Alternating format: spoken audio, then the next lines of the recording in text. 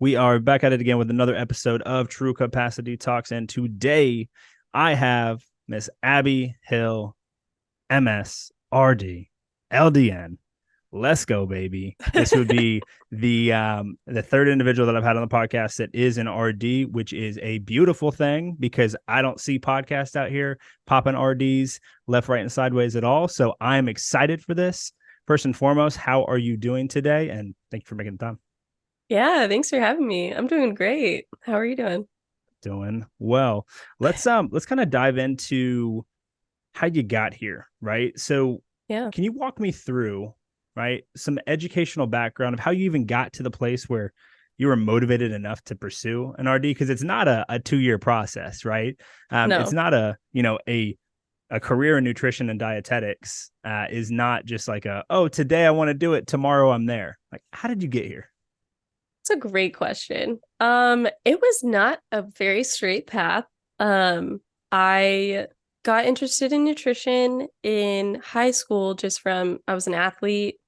Everything was already laid out for me. I had workout plans all the time. I was told what to eat. I never had to think about it.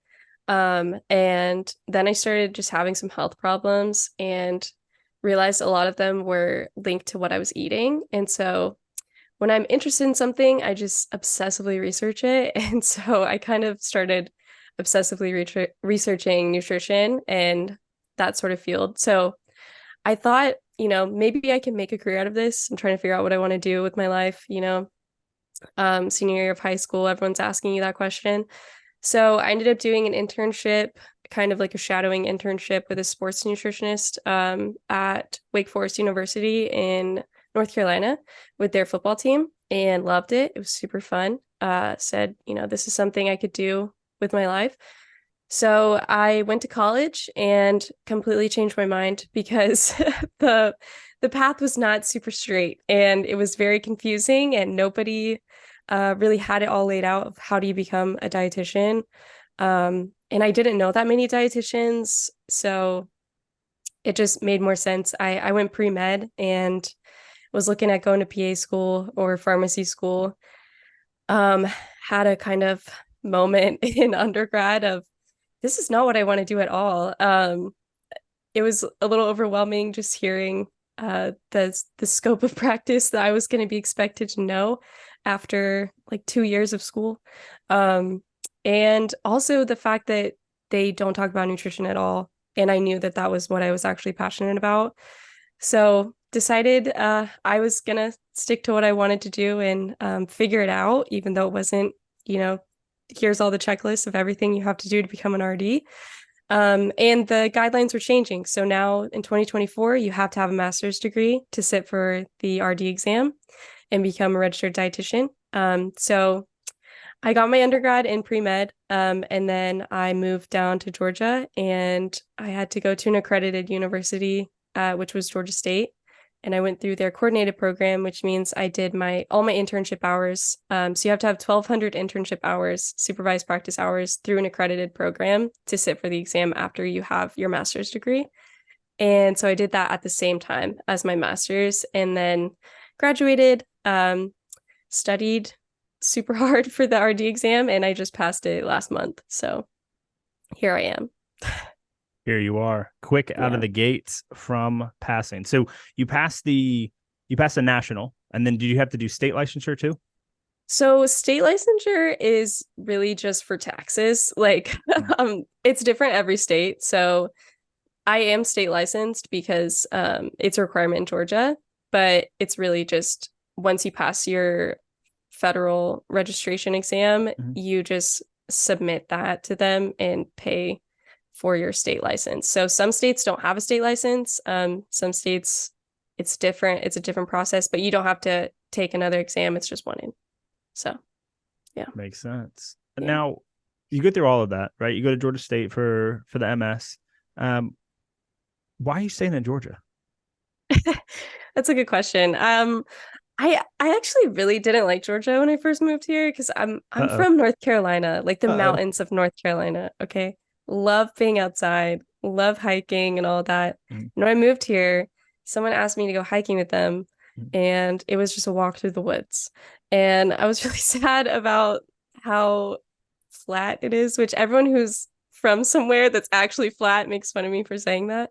Um, but I think I've just made a really good community here, and I can't imagine leaving now that I've been here for almost 3 years of just, yeah, I just have a great group of friends and really genuinely love everybody that I've met here and the community I have. So I don't really have a reason to leave, and I'm not really interested in starting over fresh again. Making friends in your 20s is difficult. So yeah, I got a job in Georgia and I was like, I'll just stay here. Right Yeah. on. I mean, it's sounds like a solid reason to stay, right? Your Yeah. life is here, your friends are here, Mhm. your interests are here, the people that you've been around, that you want to stay around. I mean, it makes sense. Through through that process, like let's take it back to when you did the internship with the football team, right? All the way to you press to saying like, you know what, PA, MD, not here for it. Let me push the RD route. Let me actually get all the prereqs and then do the hours that I need to. Um, what do you think was the most difficult part of all of that through that whole process? Like leading up to Leading deciding up, to do. no. From the Oh, time that you decided, right? From the time that you decided that, hey, I'm not going to okay. pursue PA, I'm going to pursue the RD route, and I don't know what I'm going to be doing, but I'm going to be doing something in nutrition. I'm going to get my master's degree and sit for the exam. From the time that you made that decision to today, when you've already filed the paperwork, you got state hmm license, you passed the national. What do you think the hardest part of that was? I think it was just kind of not really ever knowing what's coming next. And there were a lot of unknowns, especially because there aren't a lot of accredited programs that you can even apply to. Mm-hmm. And so it was kind of one unknown after the other, and just kind of having to trust that it was all going to work out and I was going to end up as an RD eventually. Um, but yeah, like I said, there's really not one clear Mm-hmm. route to becoming an RD. Like there are certain requirements you have to meet to sit for your exam and become an RD. But to get there is quite a few different routes you can take. And so I think just, yeah, trusting the process was really difficult for me of not really knowing what was going to come next. Yeah. Yeah. And that process that you outlined that you went through to get to where you got, was it linear for you, or was it kind of like you kind of went this way, then you kind of went this way, then you kind of went this way? Oh, it was definitely not linear. No.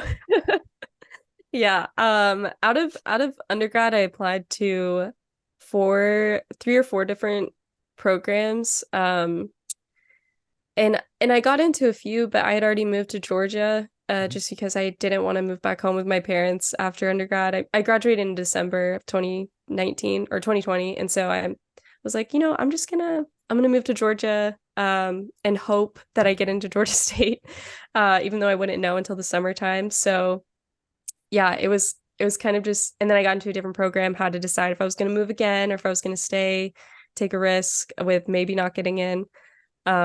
And there's only 12 spots in my grad program. So, it was a risk of if I'm going to get in or not.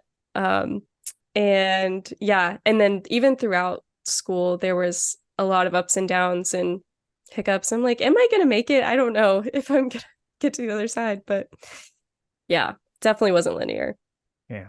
12 spots. Is that based on allocation of funding or faculty, or is it just that there's just not that many applicants, so they whittle it down to sub 20? No, I would say so I worked for Georgia State while I was going to Mhm. school. So I know a lot of the behind the scenes sort of stuff with applying and everything.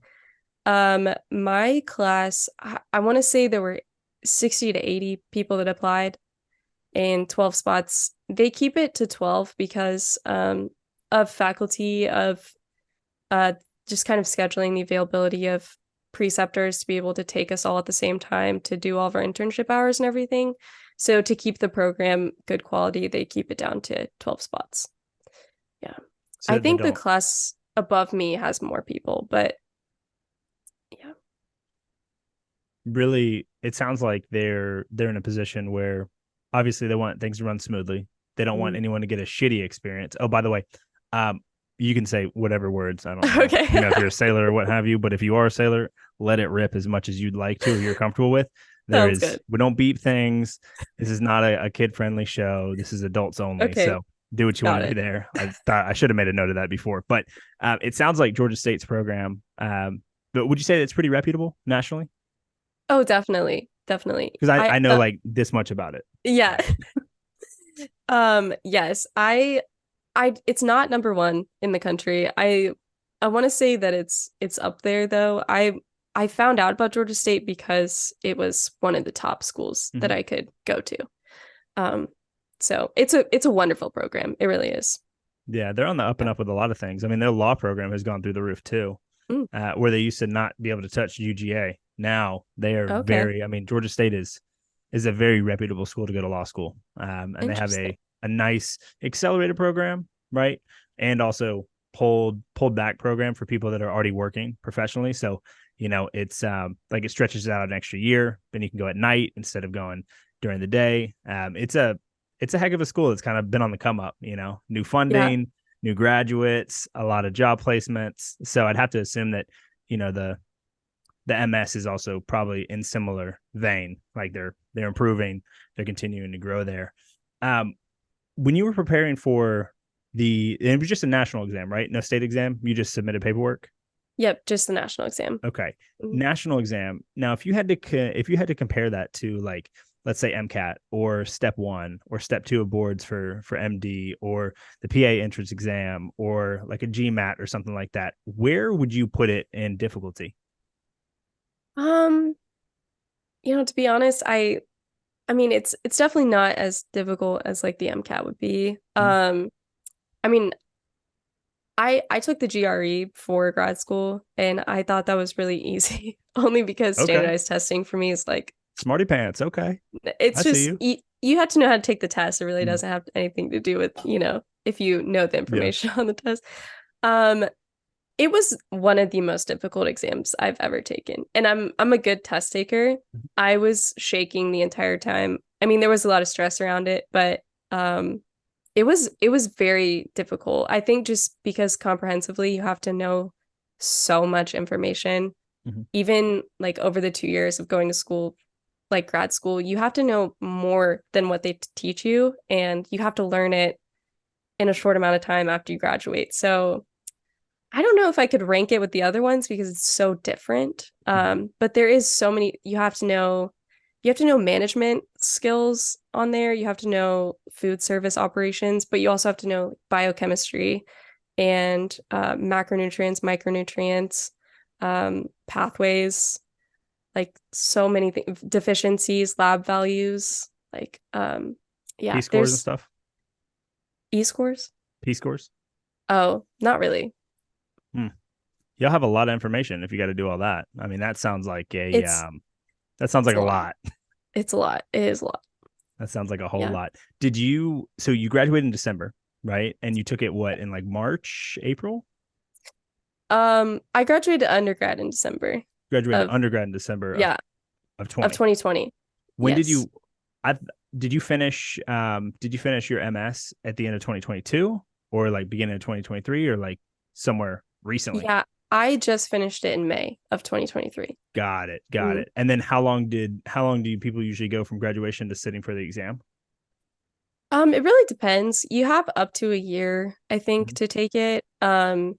I technically my class didn't graduate until Mhm. July, but I was done with everything in May, so I was just kind of cruising over the summer, taking a Yeah. break. Um, I think most people take maybe 2 months to study around there.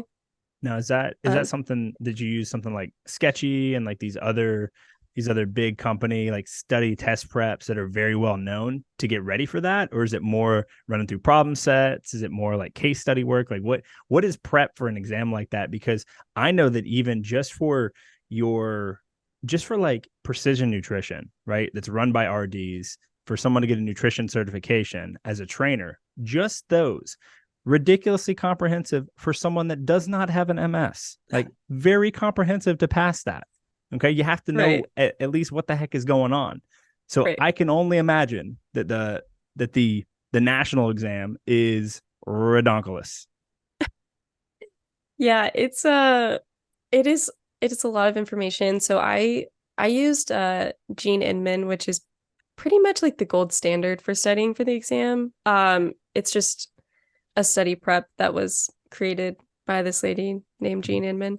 And most people I want to say use that. You don't have to, but it's I would recommend it. And then I also used Pocket Prep, which has they have pretty much every medical exam prep on there. So they have the RD exam and they have about 2,000 practice questions, and I did every single practice question at least twice.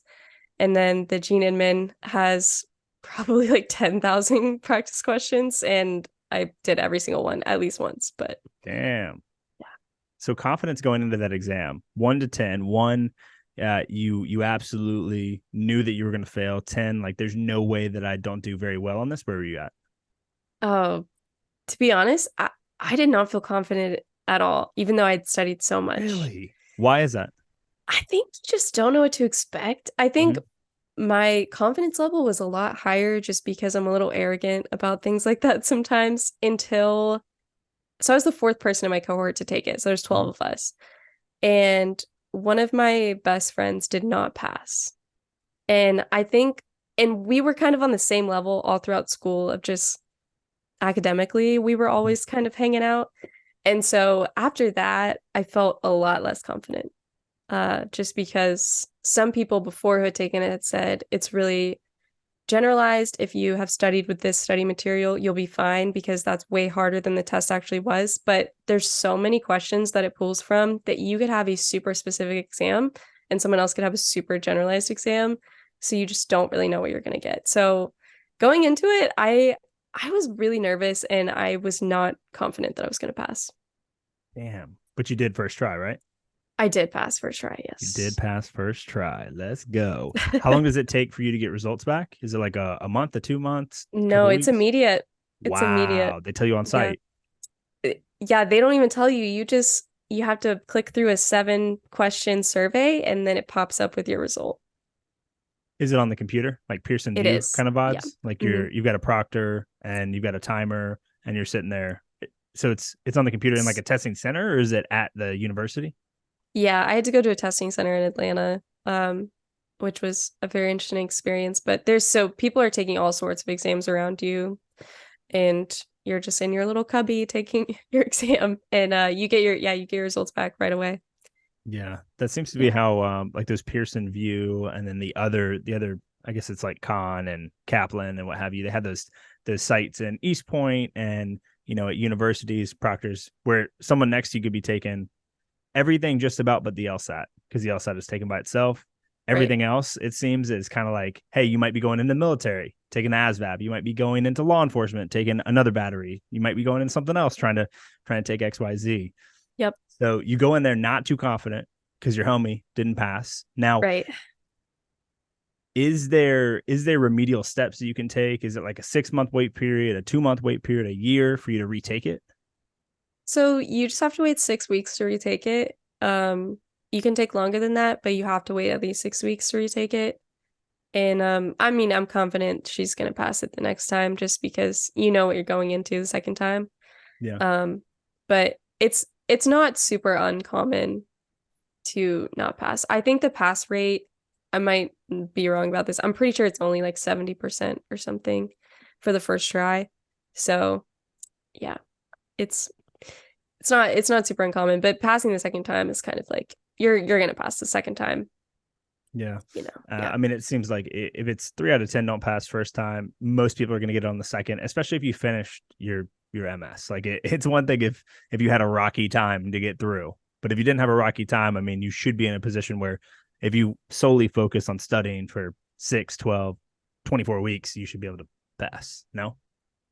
I would say so. I mean, I know people that never passed and just decided to do something else. And I think at that point, you're either just a really bad test taker or it's just RD is not for you, which is, kind of disappointing, but I guess that happens to people. But it's not like that's happening all the time. Like No. most people that take it are if you've gone through your MS, you have your master's degree, like you are studying, you're going to pass the exam, and then you never have to retake it ever again. So, Heck yeah. Now let's talk about coursework for a second. When you're in school, is there a favorite discipline or specialty or area of expertise that you just were on fire for when you were learning about it? well, I think coursework specifically, like in class, I was not on fire really about anything. I did learn a lot, but I'm much more of a hands-on person. So being in a classroom, I would say don't learn a ton, just because I can memorize and then I'll forget. Mhm. But being in person and being able to actually, put my scrubs on and Mhm. go work with RDs and go see patients on my own and things like that, I learned way more. So I kind of told you this before we started recording the podcast, but I was looking at going into sports nutrition, and I thought going into school, that's what I want to do. This is 100% what I'm passionate about. And then coming out of school, I'm not passionate about sports nutrition anymore, and I am like on fire for clinical, which is not what I thought was going to happen at all, because I always said I never wanted to work in a hospital, and then I started doing clinicals in a hospital, and I'm like, this is where I'm supposed to be, and I love working with patients. So yeah, I guess once I got into more of the clinical side of things, that's really where I started having less of the why am I doing this again, and more of like, oh, this is why I'm doing it. Yeah. Well, that's beautiful. That's amazing. A lot of people don't hit that kind of realization or epiphany in what they're doing, and then they wind up changing careers 15 times. So that's awesome to hear. Now, in your supervised practice, right, the hours that you had Mhm. to log, right, under whether it's I don't even know what the people are preceptor like that program. Yes. Okay, Yep. so under the times where you're doing rotations and you're going through the supervised practice, what would you say your most memorable experience was in all of your supervised practice? Ooh. Um, I would say my first time going into the hospital, just because that's a very daunting experience. Going like up until that point, I was having a lot of imposter syndrome. I'm only 22, and I finished everything really fast, and I You are was moving. You are I was yeah, moving. You were 22 years old. Abby, yeah, you are moving. My girl, moving yeah, fast. I'm yes, very fast. So I started grad school when I was 20, and I had major imposter syndrome. Like some of the undergrad students are older than me. And even going through, supervised practice hours and stuff, I was like, I'm not supposed to be here. Like this is, they should not trust me to do this. I feel like I don't know anything. I feel like I haven't learned anything. And I had a preceptor that really just was like, you do know, and really pushed me a lot, to, hey, you're gonna go see this patient on your own today, which by the end of clinicals, you're seeing 10 patients on your own every single day. But um, really just made me feel like you are an RD, you can do this, you do know what you're talking about, and like people want to hear what you have to say. So I think the first time that I was in clinical, I was freaking out, and by the end of it, I was like, oh, okay, this is great. This makes sense. I can do this. So that was kind of the turning point of just like I am capable, and I'm able to do this job, and I know what I'm talking about. So that was probably the most memorable. I know it's kind of vague, but No, that's not vague. Don't doubt yourself there. Would you say that your confidence that you have in test taking is now carrying over to your confidence in your abilities in a hospital? possibly, but it's a little bit different just because 100%. yeah, test taking in school in general is very I don't it doesn't really have anything to do with how smart you are. It's just I know how to take this test, Do you know or how to I play the can game, really? yeah. Yeah, that's what people are when people hear how old I am or how fast I went through school, they're like, "Oh, you must be so smart." And I'm like, "Oh, or I just kind of know how to cheat the system." Like I I knew how to get through it fast. It it catches up to you eventually. You have to kind of face the music of, Mhm. all right, I do have to kind of know what I'm talking about at some point. So being in the hospital is there's a confidence level that probably won't come for a little while of just having to do it a lot because every single patient is different. Mhm.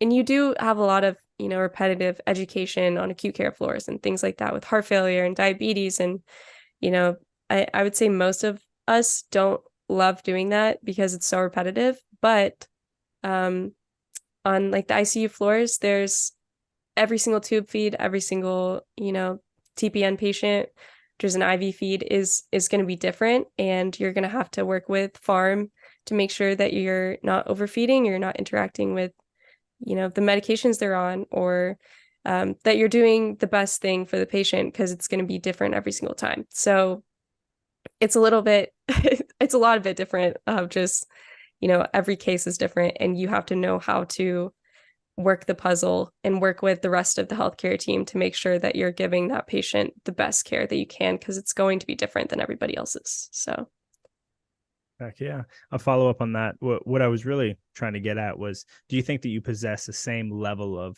confidence, like going into this new job that you're about to start? Maybe that it doesn't no. come from academics and slides over, but do you have the same level of confidence, chest out, chin up, head down, ready to rock and roll, walking into your Oh, new job that you're about to start? well, I would say that I will have that confidence, but I don't know if it's really authentic. I think I can kind of fake it, Mhm. till I make it sort of thing.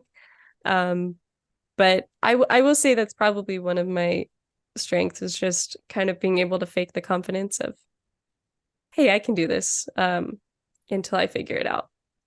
Would you say that Yeah. you're faking confidence, or you believe that you're just not going to stop till you figure it out? I am very driven, so possibly.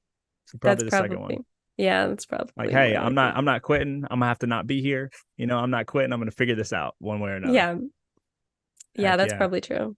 Yeah. Heck yeah. So you mentioned, not doing the repetition in the acute care, the same kind of things over and over and over. Is there a specific area or of interest or specialization inside the hospital that you're excited to dive into in this new job? I think this new job is going to be good to kind of get the broad uh experience with everything, just because it's a smaller hospital. I did my clinicals at Grady, which is huge. Massive. And every RD there's a huge RD team, which is really unheard of for hospitals nowadays. It's on the up and up, but huge RD team. Everybody has a different floor and everyone has a different specialty. And at the hospital I'm going into, we kind of share all the floors and I get to experience everything. My main interest in clinical is to do critical care ICU, specifically burns, but that is kind of a unit that's only in bigger hospitals. Mhm. So I do really enjoy just uh critical care ICU. It's a lot more, I don't know, it's a lot more not fulfilling, but um challenging, I guess. So yeah. But burns are really interesting to me. Yeah, when you say burns, I would have to assume that you have to be like a certain level of trauma as a hospital overall to have a dedicated unit to burns, right? Is that fair to say? Definitely. Yeah. And with that, I mean, can you speak to just generalities around nutrition with burn victims? Like for me, right, sitting in front of you, I'm like, you saying burns? I'm like, what the hell does that have to do with nutrition? What the hell does that have to do with So anything much, outside of James. micronutrients? Like, come on, school my ass. Let's go. Let's go, Abby. Lay it on. Like, what the? I'm literally sitting here like, there's no way she just said that. Yeah, Burns? What does that got to do burns. with nutrition? Hit me. So much. So much. High Okay, points. Hit so me. okay. Well, burns, if you think about it, a lot of tissue damage. Yep. So Following. especially if you're in the ICU. So if you're in the ICU for burns, you have severe burns. Your protein needs are incredibly high. Like um, think like a normal person is gonna need like 1 gram to kilogram, per kilogram of body weight. This person's gonna need like 3 to 4 up. Yeah. It's Jay a Cutler ton. vibes, Jay Cutler vibes, Right. Arnold Schwarzenegger vibes. Like, So hey, let's much. smack this much amount of protein. Right. Wow. Right. Okay. And then you're losing vitamin D because, your skin can't produce it anymore.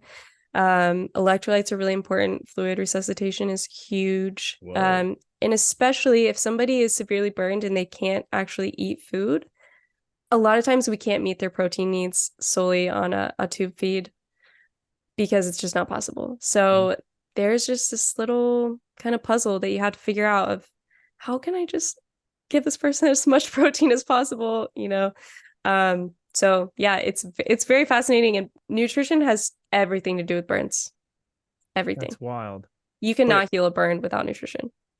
that's amazing. Actually, Mhm. you just taught me something new. With burns, let me pull on this specifically. With Yeah. burns, right? You're talking about you can't have people meet the protein goal that they need to hit to aid in healing to get back to homeostasis here, right? But if you can't put it all through a tube and they won't eat, how the hell do you get it to them? So a lot of times our tube feeds are standardized formulas, Mhm. and there's no way that you can meet their protein needs without overloading them with fluid. So there are a lot of supplements specifically for burn victims that we use. I think Grady uses Juven, which is a protein supplement. Things like that. We have to supplement because there's no way we'll meet it with just a tube feed. Yeah, in a So 24-hour period, that's almost impossible. yeah, yeah. Even if somebody is awake and can eat Mhm. and they're able to eat food, it's probably you're still gonna have to supplement them just because there's no way you're gonna be able to eat that much protein. Yeah, it's just not gonna happen. So I mean, it hit satiety way too fast. I mean, in my opinion, that's why you see a lot of people that are trying to hit that are in whether it's whether there's efficacy to this or not, them trying to hit absurd protein numbers. And I'm not talking about like 162 per kg of body weight. I'm talking like right. people are eating 2 to 3 grams per pound of body weight. We're not even going to debate whether that's good or not. But those people that I've seen with my own eyes trying to eat that much protein, they're grinding food. They're blending Oh food yeah. up. So like you're Yep. blending chicken so that you can put down 16 ounces of basically water, milk, and chicken, right? Because Yep. there's no way for you to eat that much. You will literally not be able to do it. Is that the same kind of scenario here? Like y'all just have to pump people full, even if they are eating. We're talking intravenously, we're talking with tube, we're talking like getting as many nutrients in the body as possible, but you're not doing it from really whole solid foods. Yeah, it's definitely most of the time not coming from whole solid foods. Obviously, as a dietitian, we want your nutrition to come from whole solid foods, It's whole but foods first, always. yeah, whole foods first, unless you're in the ICU, and then that's out the window. But Yeah. yeah, it's definitely more of a really high protein supplement that we can give people, which we often do. So it's not really like we're overloading somebody with food, but we want their protein to be up. Same with TBIs, traumatic brain injuries. Those Protein are through the also roof. protein through the roof, calories through the roof, even for a year after you've healed. Wow. Yes. Okay. And when you say TBI, are we talking as small as just like a regular concussion? Or are we talking full TBI, like, hey, um, you had a massive car crash, or you had a injury in war, or you had like repeated concussions from football, or like what classifies as a TBI? Like what meets that threshold? You know, well, I can't diagnose a TBI because I'm not a For physician. sure. Just conceptually But speaking though. yeah, I would say it would have to be pretty traumatic. Like Mhm. you'd have a brain bleed or some severe blunt Mhm. force trauma to the head. Like you end up in the hospital for it. I wouldn't say like a concussion is really classified in that instance. But if you got in a car crash and you had a TBI, you would need like at least two times the amount of your normal caloric intake for a year after. 2x? Really? Yes. Not Yes. just like cranking fats. You'd have to No, go overall nutrients, like overall overall nutrients, macros, everything, like overall 2x. That is a macros. lot of food, yo. It's a lot. It's a lot. And most people don't do that, right? But it is recommended. Mhm. In the hospital, we're giving a lot more protein, Mhm. we're giving a lot more calories to a TBI um, patient, but even for the recovery time. So once you've recovered and you're functioning again, you're living your normal life, you still want to be eating a lot more for the year after. Abby, why do you think that this is not talked about? There's many people with TBIs. There's many people with injuries, like career-ending injuries in professional sports and in the Right. special operations community, and people that are coming back from war. There's a lot of science around using psychedelics and other things for these individuals, but why is there no emphasis on nutritional guidelines to also aid in the healing and the recovery from those things? I think it's a huge problem just because of our healthcare system in general of people go to the hospital and they're treated, and once they feel better, they're discharged and that's it. Um as a dietitian, I have to see a patient if they stay in the hospital for more than 3 days. But if you have an issue and you're discharged, I'm not always going to be consulted to keep, to either give you education or I'm going to give you that education before you leave. But then once you leave, there's no follow-up. There's no consult to an outpatient dietitian. We're getting better about it, but a lot of hospital systems don't even have that option. There is no referral to an outside dietitian that can keep continuing to help you. But it's a huge problem. It's a huge problem, especially with, even with like diabetes or heart failure, people who need that support and education once they leave the hospital and they're no longer, in a critical state. And there's nobody helping them. So it's a huge issue all around, but I think there's just kind of this attitude in healthcare of once your symptoms are gone, you can leave and we don't have to really help you anymore. So once you're functioning again and you can leave the hospital, there's no, hey, these things will probably help you continuing on in recovery. Um, yeah, it's a really huge issue. Now, in your opinion, right, your individual opinion, not the opinion of any hospital group that you ever work for, but your Mm. opinion, do you think that the inability or the decision to not consult RD on the way out about continuing care or referral is based on insurance coverage, or do you think it's based on something else that I don't see because I'm not in there? It's probably a mixture of things. I, I would say that, most RDs would agree with me here that, and I don't want to speak for everybody, obviously, but from what I've talked to other RDs about, it's a field that can often be forgotten unless you have a good healthcare team that really respects the input of the RD. And I have worked on teams that really respect their RDs and want them in rounds, want them in every single step of the patient care that they can be a part of.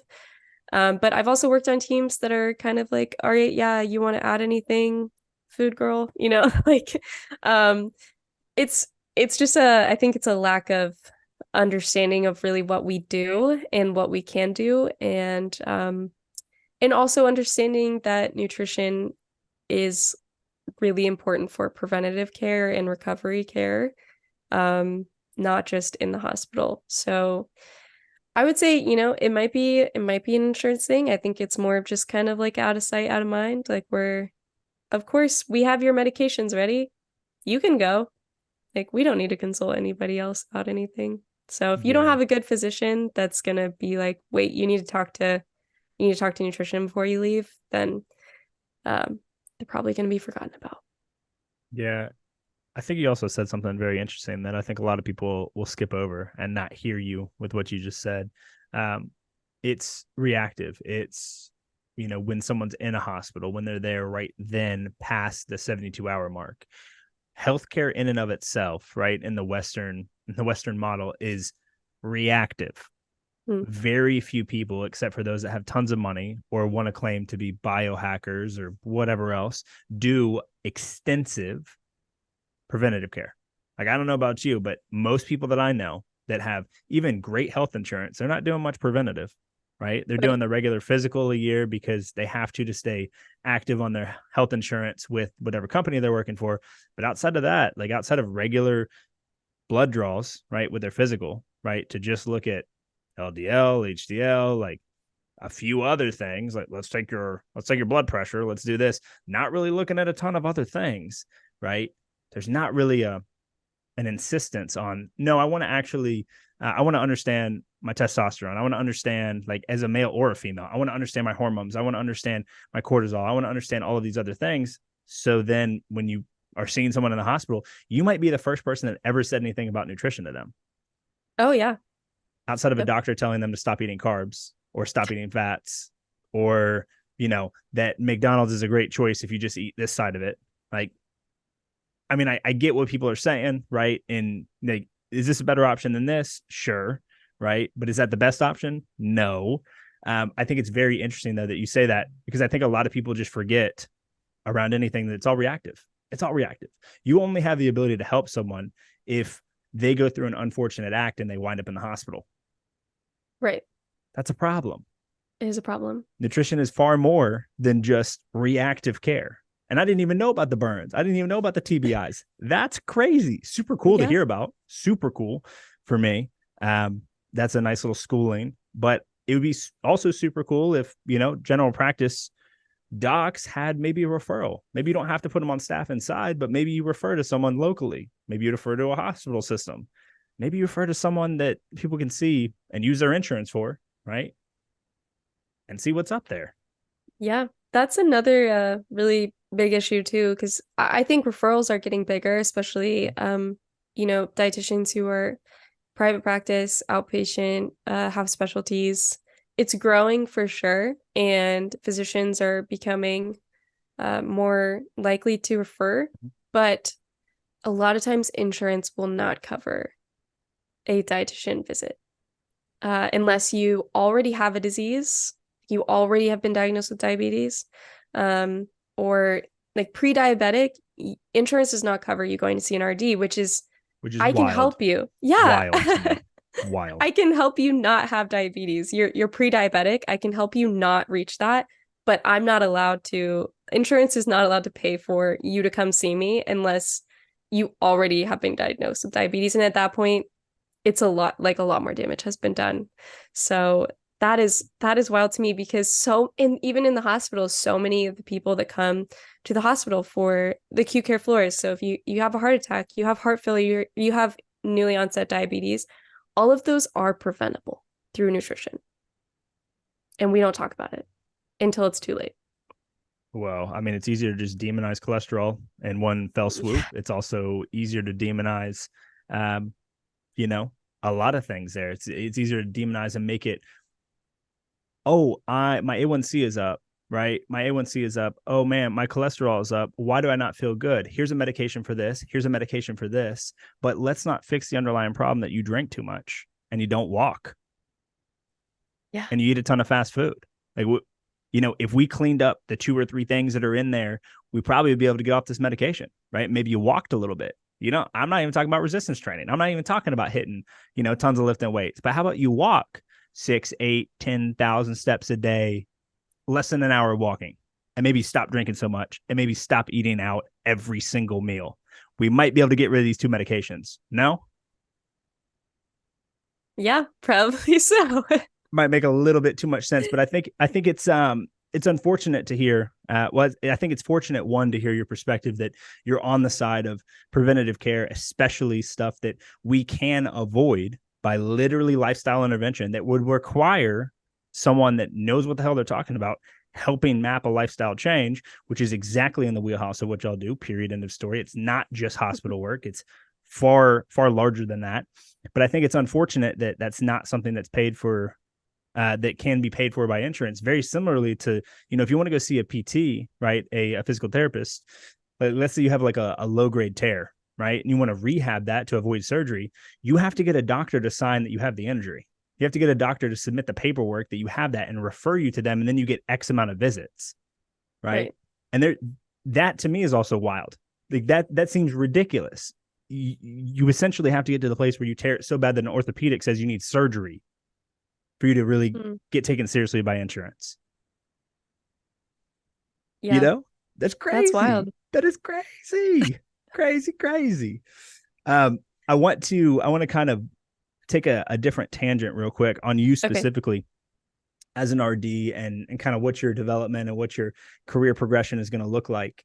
And I'm curious, because I have a few people in my network that are RDs that do a variety of things, research, private practice, etc.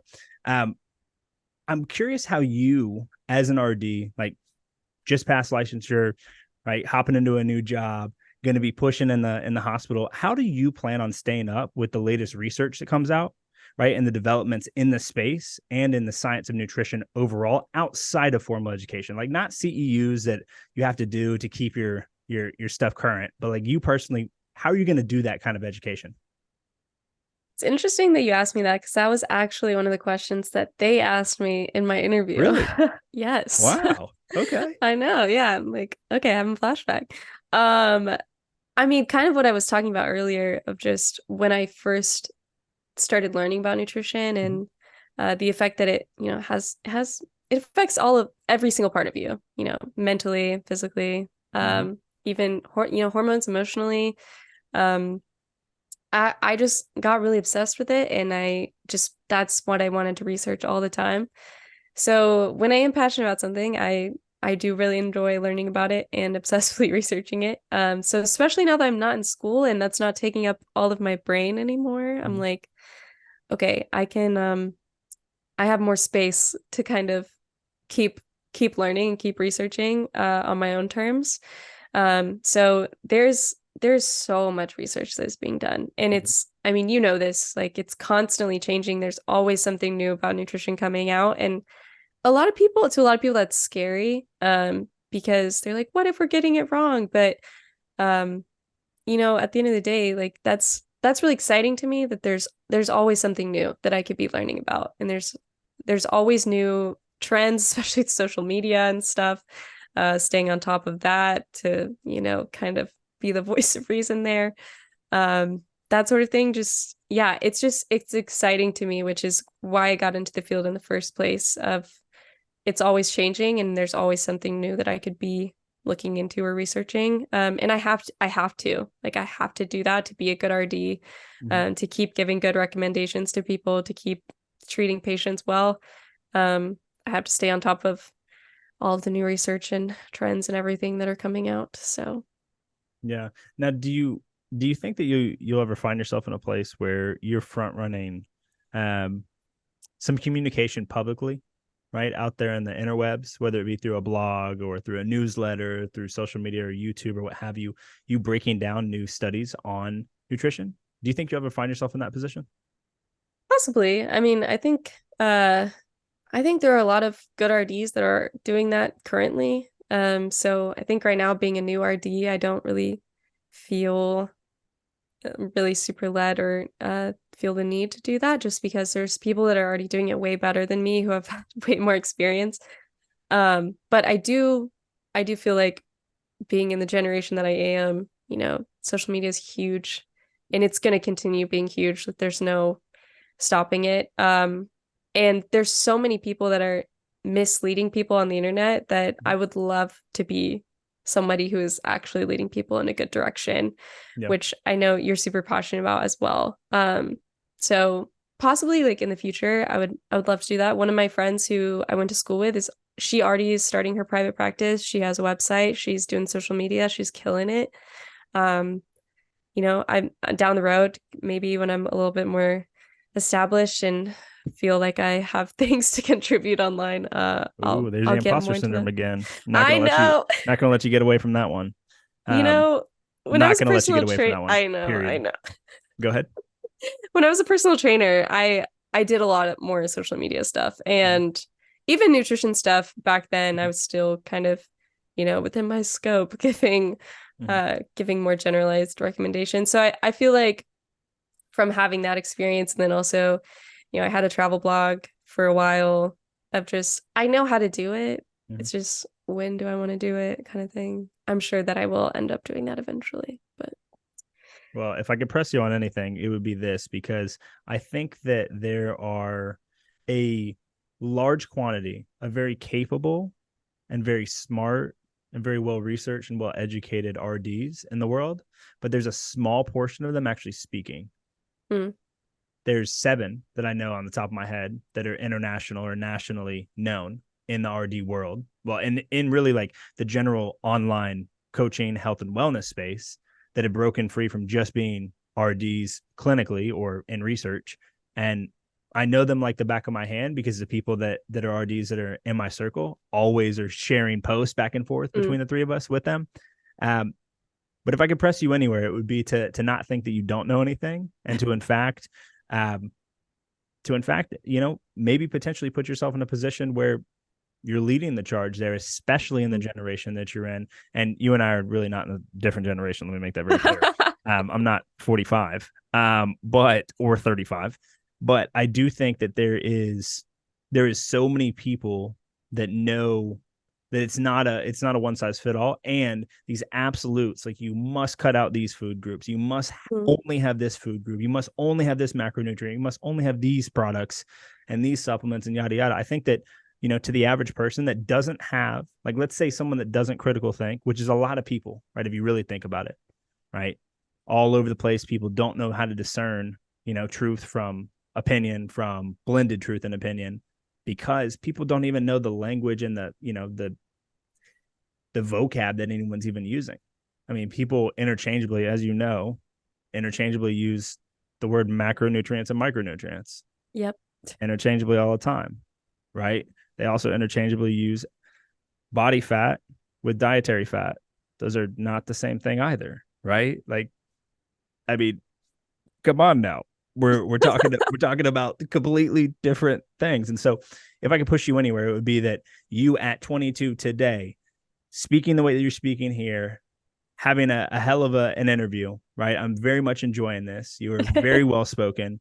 Thank you. I would not want to see you think that you just don't have anything to add. And then you take 10 years to make the first jump. Because if you wait 10 years to make the first jump, you're missing out. The world is missing out on a lot of impact you could have over the last decade.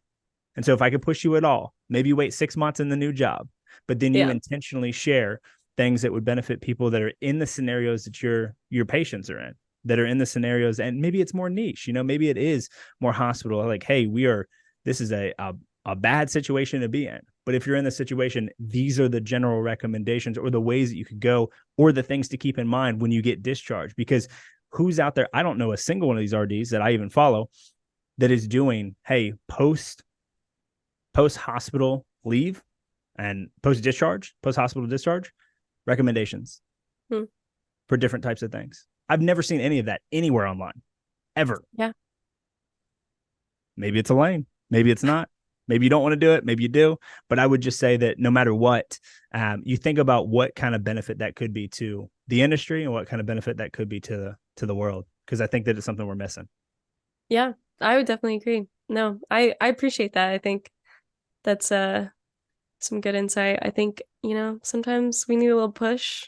I've been considering doing the social media thing more recently. Let's go. So maybe that's something I need to get back into now that I've had a break. But yeah, I would say too, my grad program was very good about talking about, hey, we as RDs do need to speak up more, and we need to be the voice, and you have something to say, whatever it is.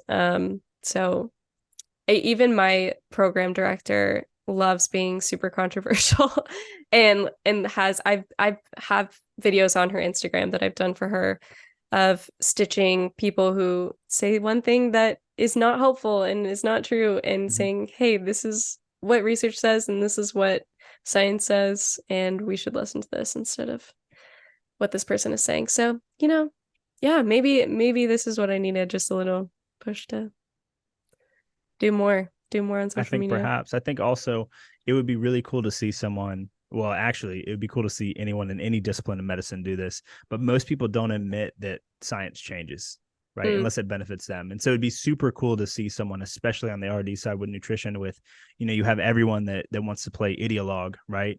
And wants to play, hey, it's it's this dogma or bust. It would be really cool to see someone that was a little bit more of a voice of reason. And I think Adrian Chavez is that. I also think Trevor Cashy is that. I also think that sometimes Lane Norton could be that. Other times he's really like bullish on just making fun of people, which it is what it is.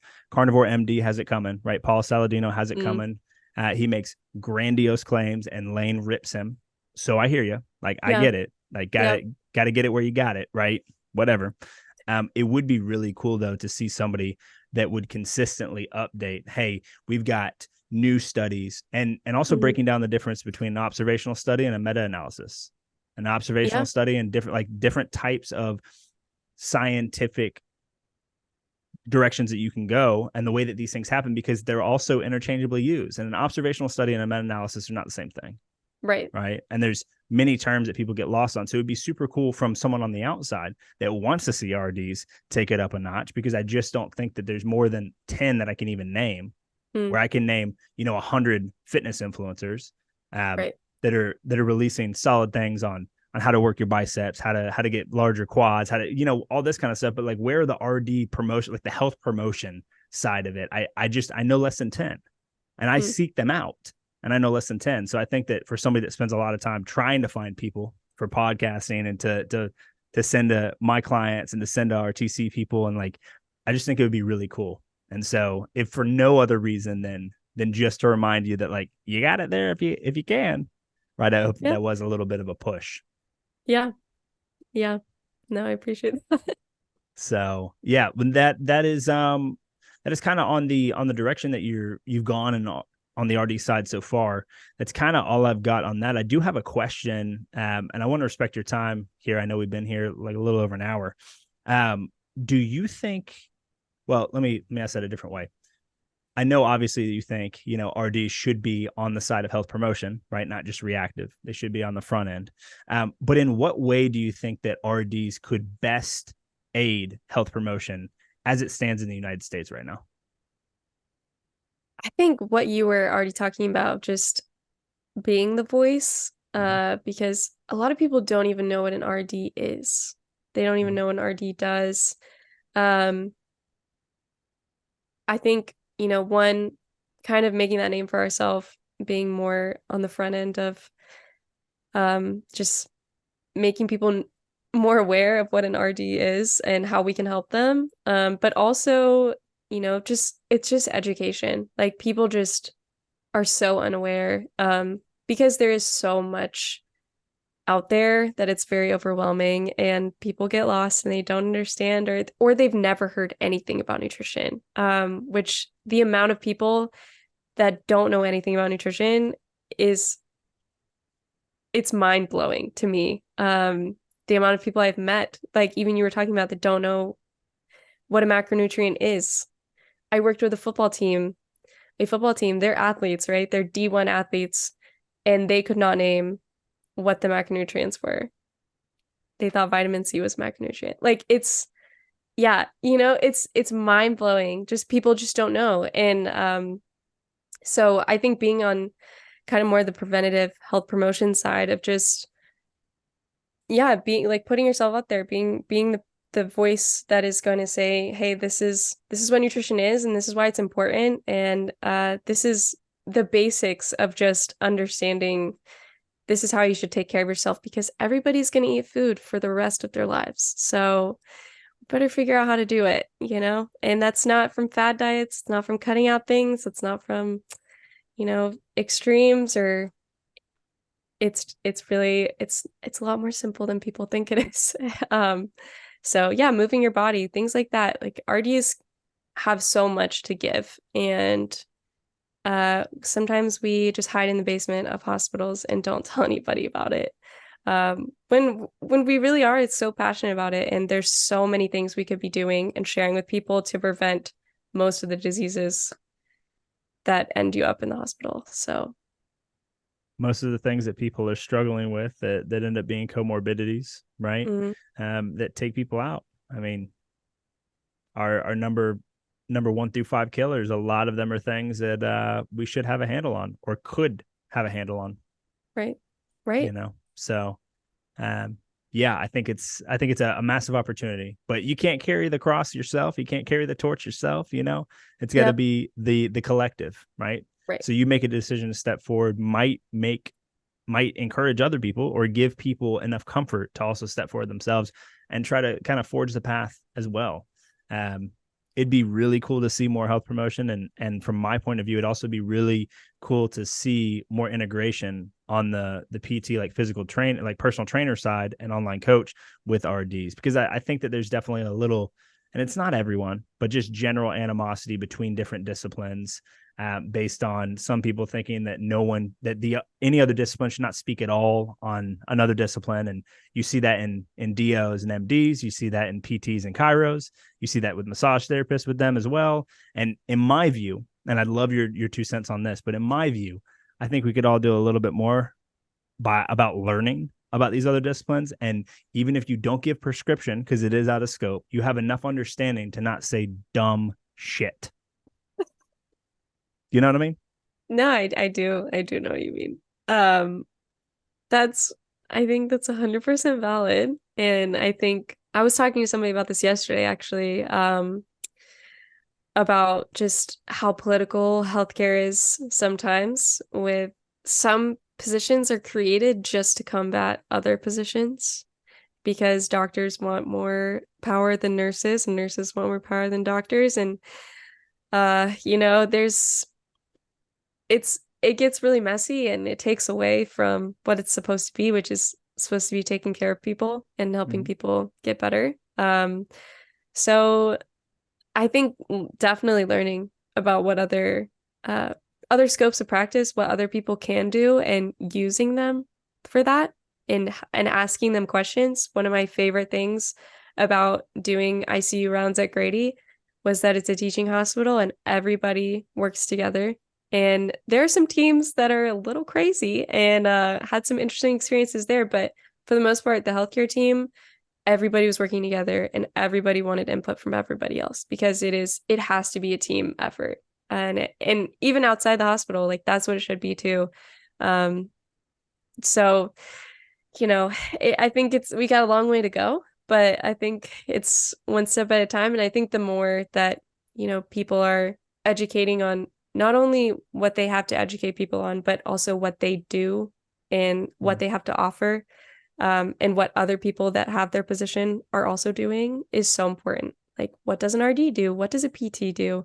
Why are these people important for healthcare? Because it's not just doctors, it's not just nurses, it's not just surgeons and everyone. It's everybody works together and everybody has a role, and it's very important that they all play their role, but also do it together. So we got a long way to go, but I We think definitely do. We definitely do. I think we can do it though. I think we can do it. I think we can do it. I think it's on the rise. I do. Yeah, I always like to try to take the optimistic side. I think that it's not going to happen in 5 years. I think it's not going to No. happen in 10 years. I think it's going to take a concerted effort from many parties in many different disciplines inside medicine. There's from MPs to RNs to CRNAs to PAs to MDs, DOs, RDs. Like, I mean, we can go on and on with acronyms all day, but I think that there's also potentially a blended benefit to having, functional practitioners on top of regular Western medicine, on top of other things that can also aid. I mean, you know, the body is a system and has multiple systems inside of it, right? If we looked at it a little bit more holistically, not just, hey, what is presenting today, we might be able to do a little bit more. And the average health across the board would probably be higher, Yeah. right? But that's just the conspiracy theorist inside of me. They're like, we could do better if everyone wanted It, to. yeah. But interests are not always aligned, and I think that is what it Mm, is. All we can really do is control ourselves. yeah. So I'm pumped to see you in this new Yes. job, even though you're Thank just you. an internet friend until now. This was a damn pleasure. I really appreciate you making the time. Where can the people find you? And where can they listen to your song? Guys, I don't know if you know this. She's also an artist. So yeah, it's on Spotify. But It is. yeah, where can the people find you if they want to tap in, and follow your journey on this path that you're doing, whether it be blog, social? You don't have to give out your personal social if you don't want Yeah, to. If you yeah. have another one, that's fine. Whatever. Yeah. My Instagram right now is still Sports Nutrition Abby. Let's go. yeah, I still have some sports nutrition. I'm still a personal trainer. I am certified by through NASM. So um I have that Instagram. Probably gonna be moving in a more nutrition focused, Mhm. not sports nutrition specifically, but gonna be moving. But right now it's still sports nutrition, Abby. And then yeah, my song is it's on Apple Music, Spotify. It's Abigail Nix and it's called Fault Lines. Let's Yeah. go. Yeah. Let's go. Well, thank you so much for making the time. Hold on 2 seconds and I'm Yeah. going to stop the recording.